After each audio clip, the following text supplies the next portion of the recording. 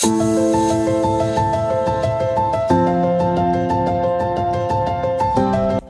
alaykum hurmatli kitobxonlar. Bugun sizga yaqindagina o'zim o'qib tugatgan Alisher Navoiyning Hamsa dostonlaridan biri bo'lgan Said Iskandariy asarini tavsiya qilmoqchiman. Kitob she'riy uslubda, ya'ni masnaviy usulida yozilgan. Navoiy 15-asr davri tili namunasi hisoblanadi. O'qib tushunish qiyin bo'lganlar uchun kitobning she'riy usuldagi shakli ishlab chiqilgan, ya'ni bu baytma-bayt hozirgi o'zbek tiliga muvofiq ravishda berilgan tarjima, ya'ni tadbir deyishimiz mumkin va bugungi yosh kitobxonlar uchun hozirgi o'zbek tilida Navoiy uslubida yozilgan bu shaklni o'qishni tavsiya qilaman. She'riy matnni o'qib tushunishga qiynalamiz deganlar uchun kitobning, ya'ni Said Iskandariyning nasriy tadbiri bor, ya'ni bu ham baytma-bayt nasriy usulda bayt mazmuni ochib berilgan matn hisoblanadi va bu ham o'quvchiga qulaylik yaratilish uchun nashr qilingan va juda ommabop nashrlardan biri hisoblanadi. Navoiy bu asarda nimani aks ettirgan?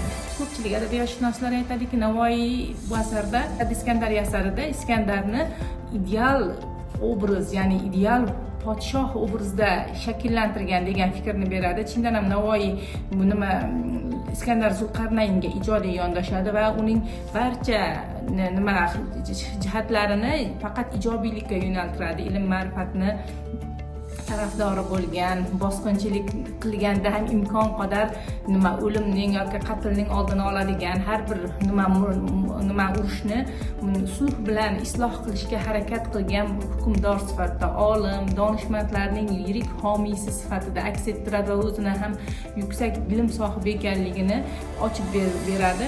Va bu nimada asarni o'qir ekansiz, bu Navoiyning g'oyasi, ya'ni Iskandar obraziga bergan ta'rifi. Aslida esa asarning tub mohiyatida juda boshqa narsa bor.